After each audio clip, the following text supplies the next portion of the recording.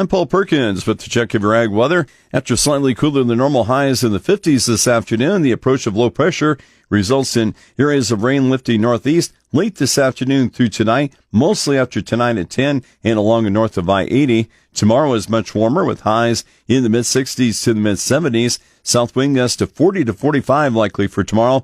Strong low pressure moving along the Nebraska-Kansas border. Thunderstorms develop tomorrow afternoon, tracking to the east through tomorrow night, possibly lingering into Wednesday. Storms could be severe, with the central and east highlighted for a slight risk, a level 2 of 5 from tomorrow afternoon at 3 through midnight. The main threats are hail to the size of ping pong balls and wind gusts up to 60. Higher storm chances favor locations east of Highway 281. Rain totals expected to range a tenth to a third of an inch. Occasional rain chances persist for Thursday through Saturday night. Highs drop back into the 50s for Wednesday through the weekend. The latest long-term forecast shows Nebraska and Kansas with mostly colder than normal temperatures this weekend through April 13th. The colder temperatures are this weekend through early next week. Rain chances decrease greatly with mostly below normal precipitation this weekend through April 13th for Nebraska and Kansas. The drier time late next week through April 13th.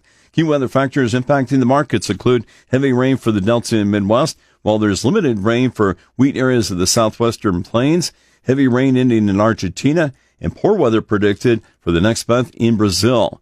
Strong low pressure tracks across the central plains tomorrow and to near Lake Superior by Thursday morning. The storm has the potential to create high winds, blowing dust, and a much higher fire threat in the south central and southwestern U.S., and a multi-day severe weather outbreak across portions of the plains, Midwest, and Mid-South. Late season snow may briefly blanket portions of the northern plains and upper Midwest. 5-day rainfall could reach 4 to 8 inches or more from the southeastern plains into the Ohio Valley. Western wheat areas of the southern plains continue to be mostly missed by needed rain, while the Midwest and Delta are too wet in many areas for field work.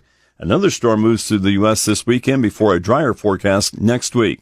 In Argentina, scattered rain this weekend benefited immature corn and soybeans, but that is an increasingly smaller percentage of the crop as it heads into maturity. Mostly dry weather this week in Argentina should help with maturing along with harvest. In Brazil, many areas saw mostly light rain for developing second crop corn with lower than normal soil moisture. Chances of moderate to heavy rain increase in central and southern Brazil this weekend. More rain, though, is going to be necessary before wet season rain ends next month, which could be damaging to Brazil's pollinating and filling corn. The Black Sea region continues to only see limited rain for wheat in mostly dry soils. There could be some improvement with waves of rain predicted much of this week for the Black Sea region. With your check of ag weather, I'm Paul Perkins.